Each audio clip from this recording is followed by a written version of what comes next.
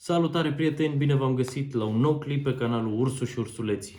Prieteni, în seara asta ce credeți? Mergem în vizită la mama la pușcărie. Prieteni. Prieteni, am venit să o vizitez pe mama în celulă, la pușcărie. E și Leonardo aici la pușcărie.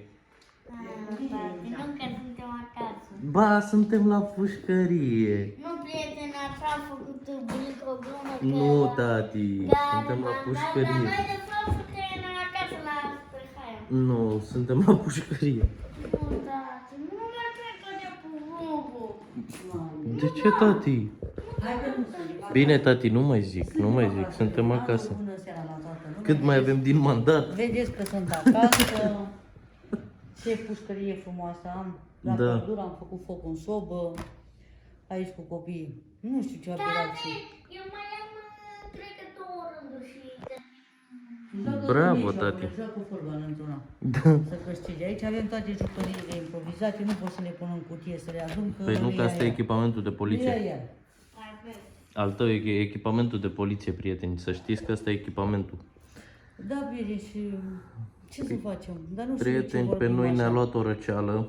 Noi nu mai putem. A dus-o patrona și nu recunoaște, nu întreabă pe urși. Pe mine mă întreabă de unde am adus-o. Suntem în carantină. Da, nu avem Și COVID. eu, uite la căldură, acum m-am îmbrăcat și mi-este prea cald. Am făcut testele, prieteni, sunt testele în bucătărie.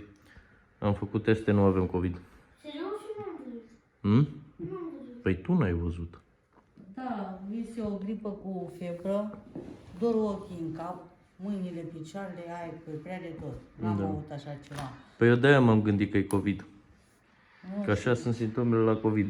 nu știu ce gripă e, dar e foarte nasoală. Mai bine e afară la răcoare. Da. Când am ieșit la bucătărie acum să iau ceva, mi-era mai bine.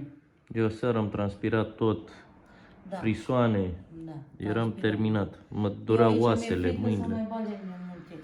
Hai să vedem la prieten cu bage și cum am făcut eu focul. Bine că bau blanii de ăștia, mături, asta e. Uitați, prieteni. Dar nu mai bag. Nu mai bag, gata. Nu, e destul de cald. Și aici și-am pus așa, niște haine la copii pentru școală, mai puțin mai umede. Să mai zvântă. Că felul ăsta nu încarcă deloc. Bă, încarcă, tati. Uite, mi-a dat aia. Păi da, dar la pușcărie n-ai voie cu telefon.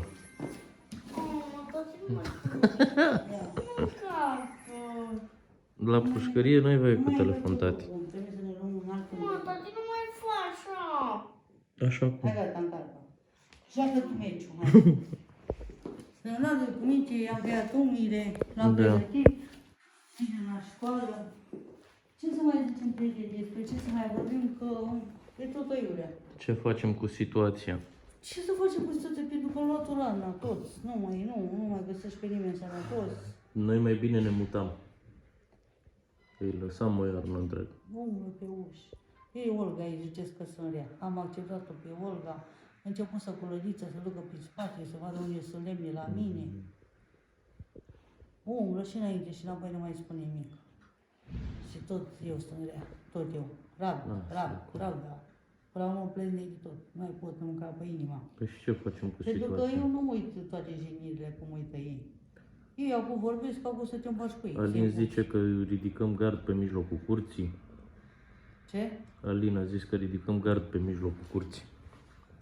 Cine? Alin. Păi nu ridicăm gard. Și toată unii rămâne. Păi și tot aia e, n-ai făcut nimic. Păi și tot aia, n-ai schimbat nimic. Păi, circulăm prin față, prin spate. Eu nu înțeleg. Lasă că nu-i nimic, câștigi acum. Câștigi acum, tati. De data Și asta cum facem? câștigi. Foarte mică. Degeaba. Știi ce facem? Îi facem noi prin cameră, direct ușa afară, nu ies afară la mamica, la bucătărie. Din cameră, ușa afară. Dar nu, tot noi trebuie să băgăm bani. Eu pur și cum să acoperăm Nu. asta. Stai puțin, tati. Stai puțin, tati. Cum am face, prieten, toate aiurea, pentru că dacă noi suntem ca la mașină, 4 roți, dar tragem fiecare într-o parte, tot nu o să fie bine. Și în privință cu bucătăria, toată lumea spune. Și bucătărie fac pe holul meu, da? Și triplăm cheltuiala după aia. Nu fac bucătărie, să fie, hai, aragaz, în orice situație trebuie, hai. Dar nu e liniște, nu e pentru că au luat rana. Și nu numai acum, că ziceți că au trecut prin momente grele. Și înainte tu la fel era știți, măcar. Nu e numai acum să ziceți că gata. Nu știu. Nu Păi știu, că eu sunt cred la că puș- o să-mi Acum caut. o să fac o filmare să zică că a murit, să cheme lumea în mormântarea mea. Doamne ferește. Nu știu ce Tati, se întâmplă. mai am un meci și gata. Bravo, Mai am bravo. un meci și gata. Bravo! Eu nu știu ce se întâmplă aici. Să facem chiar așa eu bani cred din cauza că- pe motivele astea. Eu cred că o să-mi găsesc un apartament aici în oraș. Nu e, sunt distruși toți. Nu e niciunul bun. E norocire. Trebuie să bagi sobă în el, să scoți coșul afară, sobă. Dă-mă în formă, nu. Pe de altă parte, da. Aici e nenorocire între hai. Păi și în ce oraș? Sunt dărmate ursule. Pic apa de la vecini, sunt Dumnezeu. mucevite. Păi și în care oraș al? Nu știu să ne gândim. Nici pe alii nu prea putem să lăsăm singur. Să fim mai departe de el, pentru că și Alin are probleme și supărat. Nu știu. Cum să facem? La Pitești. Ca să fim și cu el. Unul e într-un colț, el într-un colț. Cum ar veni? Cum să facem? Zic. Cum am făcut de mult. Cum? Eu în Războieni și el la el în zonă. Ah. Și atunci fiecare cu treaba lui nu putem stă să pe stăm, capul unul Nu altuia. putem să stăm cu Alin pentru că mai se duce leu. Bă, tata, stăm în capul alalt al orașului. Păi da, da, o să vedem cum facem cu copiii, cu școala. Asta e mai grea din tot. Păi asta e. Asta e problema. Asta e cea mai mare problemă. Găsim un bloc mai mare, vin notificări de la camere până la trăcâni. Mm. Eu sunt puțin că sunt așa, că nu trebuia să mi se suspendă permisul acum. Am putut seama că sunt și o suprație ca oricare. Da, prieteni, are dovadă. Am, Nu, bă, are dovadă 15 zile aia. am ceva. Păi lasă procesul. Mai am 9 zile. Am terminat și ultimul meci. Bravo. Am proces verbal, mi-a dat de toate, eu m-am săturat. Da, lasă-l că are CNP-ul date Am personale. multe, și 12 puncte, ca să spunem adevărul. Da. 12 puncte penalizare. Nu, Am 12 puncte amendă. Cum 12 fac? puncte amendă, nu e penalizare. Tu ai înțeles că eu nu Păi da, 12 puncte amendă, aia înseamnă câți bani îți dă amendă. Și trebuie plătită, urgent. O Mhm. fi de aia penală. Păi, mamă, cât amendă, prieteni. Cred că s-a dublat. Da, 1740 de lei. Bravo! Cu banii noștri, 10 milioane, 17 milioane jumate. s-a dublat. Erau, Dublată sau fără? erau 8 milioane 700. A, s-a dublat, da. Da, și s-a dublat. A, s-a pus el la primărie. Da. Nu trebuia mie asta cu permisul ăsta, trebuiască să umblu mult, după aia, poate o să dau un alt examen, nu știu ce să fac. Nu, la 2 luni nu dai examen. Să mai scad o lună. Așa am înțeles, dacă dai examen, mai scade o lună. Îl întrebăm pe Pintea, Pintea trebuie să știe. Aha. Pintea știe O să neapărat. întrebăm un avocat. Știe mai bine Pintea. El a luat? Da, Hai, prostii. știe mai bine Pintea. Alex e dincolo în cameră, prieteni. Alex are camera lui cu LED-uri, cu neoane. Am auzit și televizorul mergea până acum, dar am tras televizorul pentru că îi trebuie lui Leonardo prânj să Îi mai trebuie ia- prelungitorul fix pe noptieră. Păi și trebuie să-mi iau un prelungitor să fie și televizorul. Pentru că mi merge televizorul, e altceva, mai uiți, mai văd știri, mai Descumpără văd un un nou film, o prelungitor. telenovelă. E altceva, nu numai cu ochii în telefon, că mă nebunit și eu. Da. Și să spun sincer, am nebunit cu YouTube-ul ăsta. Nu mai poți să filmezi. Nu, dar mă uit pe YouTube, ăla așa, ăla așa. Și vă dați seama că se duce capul, mintea și mai de tot. O iau rana. Păi da. Și de aia am dat drumul la televizor și mai mă uit acolo și mai las telefonul ca să-mi revin. Că nu mai poți, să nebunești. Ăla zice așa, ăla nu știu ce a făcut, ăla... Bravo. Și Bravo, nu da. e bine. Nu prea e bine. Nu e bine. Și toți care au făcut YouTube o să vedeți cât e iasă. Și că e ușor? Oh, acum Cât e începe ieșit, să se cât e omoară. vorbe. pe ei. Acum, noi ne-am dat totul pe față. câte vorbe, câte Nouă n-au ce să jigniri. ne mai facă, da? Noi totul pe față jigniri. Dar o să vadă și cât o îmbăligături o să fie ca să suport la mii de lume și comentariile, lasă comentariile, că ne ajută. Le mulțumim. Dar așa, alții Păi nu e, tu suportă. nu înțelegi. Eu când văd că am 1000 de comentarii, dacă dintr-o 1000 de comentarii 10 sunt urâte, eu pe alea 10 nu le bag în seamă. Nu le doi nimeni la feci. Nici măcar. Mai sunt unii așa care atacă ei, să vadă ei câte una aia urâtă. La mine sunt toate frumoase, una sau două sau trei sunt urâte. Da. Care pune parte lui patroana și mă gândește să plec din casa patroanei, din casa patroanei, că noi n-am muncit aici. Voi nu Și erați plecăm mici. și gata. Voi nu erați mici aici în casă când s-a lucrat acasă, că era patronul. Cum? Da. Nu mâncați cu muncitorii voi. Problema e că casa asta prima dată s-a făcut pentru mine, după aia eu n-am vrut-o și după aia s-a dat lui Alina. Că prima dată era pentru mine, era camera aia. Nu era așa? Asta era. Asta era camera mea. Asta era tam. Asta era a mea. Asta era. Asta era camera mea. Și eu, prieten, nu pot să stau aici cu geamurile astea de catedrală, că pe mine mă bag în depresie. Am zis că să fie bine liniște, să închid, să renunț la geamuri, să fac tavane, Nu, pe mine să mă fac bag în frumos așa depresie, pe prea rând. înalt, să Păi schimbi nu. un bec, îți trebuie schelă. Păi eu sunt derutată, eu vreau să fac modificări, tavanul jos, cât de jos, să fac frumos, da? Încet, nu trebuie să bag bani în grămadă. Încet, Da. așa că pot să cumpăr câte ceva mai fac. Pentru că nu e gravă. Să-mi fac așa camerele deocamdată ce e necesar. Păi uite, așa aș fi vrut să fac și eu la mine dincolo, dar problema e că eu ca să fac acolo trebuie să iau aprobări de la patroana, dacă mă apuc eu să-mi pun, cum m-am apucat, am vrut să fac bucătărie pe hol, s-a dus la etaj, a scos toată mobila. Și eu nu pot să fac nimic, prieten, pentru că nu poți, când nu e lucru tău, nu poți. Mie nu-mi place acolo. La mine n-are ce să zică pentru că Da. nu-i merge cu mine, știți cum e. Cu mine nu-i merge. Nu-i merge, spun sincer. Nu știu, oricum. N-am vrut să mai fac probleme, să mai fac, că a venit Olga în casă, vedeți, am acceptat-o. A intrat, umblă cu lădița, după caută lemne. Totul suport, hai suport. Da. Îmi vine să mă închid cu cheia. Până eu am fost la bucătărie, a intrat, am spus să copilul și la bricheta. Și după eu a intrat în cameră. Chiar așa. Ei sunt duși cu pluta și ceea ce vorbesc, le e ușor. Vorbești, după aia ce face, ne pupăm, nu avem nimic. Pe cum, tu nu Eu ești nu la sunt pușcărie? așa. Eu nu sunt așa. Ce pușcărie bilează? Mă uit problema cu curentul, am scăpat, mi-a ajutat Dumnezeu. Arbitrul ăla nu-i corect.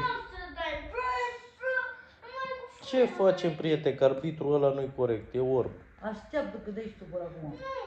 Arbitrul ăla numai la echipa noastră dă cu fluier. La echipa aia nu dă. Da. Hai că dă acum. Bine că și nu știu, ori să fac schimbări, ori să plec, nu știu. Pentru că am luat Urana, nebunim de tot. Toată lumea vrea să plece. Dar nu prea e unde, nu știu cum. Eu vreau să plec Eu, vreau să plec în Belgia. În Belgia? da, Ce e în Belgia? am banii care iau, nu pot să-i adun să fac ceva pentru mine, nimic. Banii când iau trebuie să-i dau pe toți. Datorii, factură mare la curent care nu crede nimeni, pentru că am luat o randă. Deci că plătește cineva pentru mine niciodată, eu plătesc din banii mei. Asta eu spun Dumnezeu de sus. Și nu pot să mint așa ceva. Eu mi-am plătit tot timpul, că m-a ajutat și ursul cu altceva, a cumpărat de la altceva, asta e altceva cu apa Păi ciudată. trebuie să punem toți banii unde și cât putem ca să ne descurcăm. Așa, dacă ne gândim că hai să cheltuim 500 de milioane pe figuri, dau exemplu, prieteni. Dacă e să ne gândim, uite cum sunt planurile, da? Normal. Acum, de ce ne-ar trebui 500 de porci și 700 de nu știu ce? Nu normal ar trebui să punem toți, să facem chetă, hai să reparăm hidroforul, hai să izolăm casele, să putem să le încălzim. Da. Bun, să cumpărăm altul, e 8 milioane de morții lui de hidrofor. Acum o să vedem, acum când o să ia banii să vedem ceva, da? Să izolăm casele, să putem să izolăm geamurile, să facem căldură și să ținem căldură. faci bucătăria ta numai Da. jos, să cumpărăm o altă Bă, da, dar mobilă, nu putem, așa că nu altă suntem mobilă, uniți toți. ușile, nu mai e. Nu se Că poate. degeaba mă omor eu să fac De ce? acum, dacă Să nu, faci să ce? nu mai pot, una singură. Merge. Da, îți ține pe buton, tati, până să aprinde. Pe buton. Nu mai e bateria. Lasă că ți-l aprind eu, tati. Uite, nu merge să mă joc. Stai să Da, da. aprind acum. Și nu prea e cu cine, pentru că vorbesc cu aberații multe. Fel și fel de vorbe care eu le pun la suflet, nu mai pot să mai las. Să trec cu vederea să râd, n-ai cum. M-am săturat, s-a umplut sacul până în gât. Vă dați seama că în sacul bagi în el, nu mai intră, cât să bagi în el, cât să sparge. Și acum am ajuns așa care nu mai suport grăjia, nu mai suport când nu mai suport nimic pe curte, când ies, nu mai am chef să fac nimic. Doar ce Da. am putut să filmez când am fost aceea, am făcut repede curățenie, când n-au fost aceea, am măturat prin curte, am făcut la bucătărie. Aș vrea să-mi fac treburile cum le făceam înainte, dar nu-i cu cine. Nu-i cu cine. Și acum pentru bani, să vorbim fel și fel de tâmpenii, să punem titlul, că eu sunt la pușcărie. Am vrut să zic cu problemele mele. Eu nu am niciun fel de problemă, să știți. Absolut. Acum am cu permisul, atât.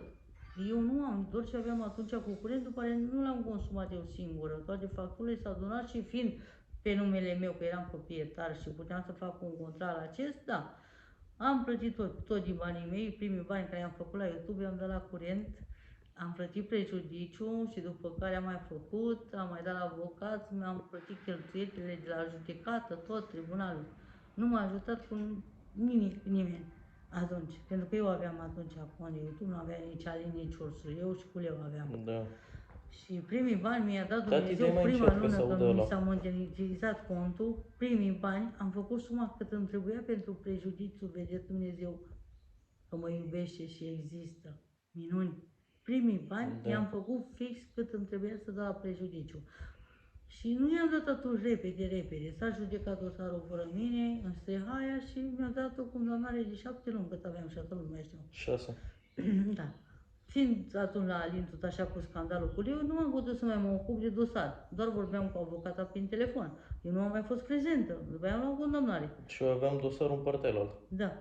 Venea ursul acolo, mergeam și la judecată la București. Am pățit Dar multe cum cu mă duceam eu Loganul numai când a cu sărit trenul? roata. Aveam un Da, Logan. prieten, ne-a sărit roata pe autostradă la Logan. Tot așa de la proces am mărât, Doamne. Și ei stăteau acasă și bârfeau. Mă duceam cu trotineta că n-aveam bani. Și bârfeau acasă și făceau fel și fel. E de mult treaba, nu e acum, Nu mai nu. contează alea. Să nu-i bagi în seamă. Dar nu-i cum. Păi nu poți, că te bagă ei în seamă. Da, că ies afară, gata, pune telefonul. Da, eu mai făcut o filmare, cât ce să fac, 2, 3. Hai să filmez toate prostiile de pe curte, toate tâmpenile, tot ca să fac bani. Și cât o vrea Dumnezeu să-mi dea, sunt mulțumită. Sunt foarte mulțumită că am un venit, că mi-a dat Dumnezeu o șansă să trăiesc. Legal. Păi, așa ce făceam, de unde trăiam? Eram moartă de mult. Îi mulțumesc lui Dumnezeu și vouă, datorită vouă mai ales. Vă dați seama că voi mă ajutați mult și comentariile voastre când le văd cât de târziu și toate sunt de bine. Că sunt 2, 3 așa, asta nu e Nu nimic. avem rugăciune. Și Doamne ferește. Nu aveam de unde să trăiesc. Nu aveam, pentru că n-am putut să plec la muncă. Am avut multe probleme, dosare, pușcării. Și n-am dacă putut să muncim, plec. noi avem foarte multe probleme din urmă și dacă muncim, noi nu avem cum veșnic să primim salariu. Nu faci față. Și dacă faci față, nu avem Și cum. am avut și problema asta că am rămas cu copiii atunci singură Da. și mi-a fost foarte greu. Și acum eu nu pot să plec, să zic că plec o săptămână, 2, să zicem adevărul, să plec singură, da? Să plec la Alin sau undeva. Pentru că nu. Tot trebuie să plecăm tot cu ei împreună. Păi stau eu cu copiii dacă... Niciodată. De ce? Nu am stare. Nu am stare să las eu copiii. Ce liniște am eu dacă ei nu sunt acolo și tu ești singur acasă, că trebuie Eu mâncare. chem pe Georgiana să aibă grijă de ei. Nu, tată. De ce? Nu plec cu tine. Unde? Păi nu plec. Nu, ci că pleci tu. Nu. Păi nu plec. Vreau Plecăm împreună, vedem cum vrea Dumnezeu. Dar e treaba că noi când o fi să plecăm, pleacă imediat înainte de acasă. Știi că au treabă la București. Păi și ce treabă mai avem noi? Ha?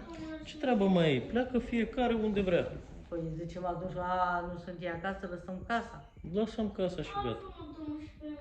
Cu ce? Ce? Stai puțin că... Acum... Imediat. Imediat. E somn, E somn, da. obosit de la de la 7. Gata, ai rezolvat. Bravo. Vă dați seama că e obosit. Foarte obosit. Nu știu ce să faci cu ei, nu știu. Păi acum am ajuns așa în care nu ne mai vedem unul pe altul. Eu ies de aceea, mă duc pe aici, ei cu uși, zdrâng, Olga. A venit angajatul. Da, a venit angajat. Ziceau că nu mai vine din cauza mea. Bine că a venit. Păi da, dar auzi de ce a plecat? A plecat că nu mai avea asigurare la mașină și s-a dus să facă. Păi și mașina stătea nu M-am întâlnit cu el acum Păi nu și... mergea niciunde cu ea. Păi nu mergea niciunde. O băga M-am sub curte întâlnit în cu el, față. prieten, și a zis, mă, de ce ai plecat? Păi nu mai aveam asigurare la mașină. Păi și bine, nu fugi aici, nu? Că știu eu în altă parte mai ieftin. Bine că te-ai... Păi nu umblă niciunde cu mașina. Mai bine că e om corect, îți dai seama. Păi da, dar E putea să inspirat. facă aici în oraș. Nu, are el acolo. Om sigur e inspirat și avea grijă. Păi Te măcar trezești să la fi 6 spus. după masă, bă, nu mai am asigurare, nu, stai dar că să plec. fi spus de ce pleacă și că are o problemă cu mașina, da, dar fi spus. Dar N-a mai spus. și închis telefonul. Dar n-a spus. N-a spus absolut nimic. A plecat așa și a doua zicea că eu sunt de vină. Cu ce avem cu ei?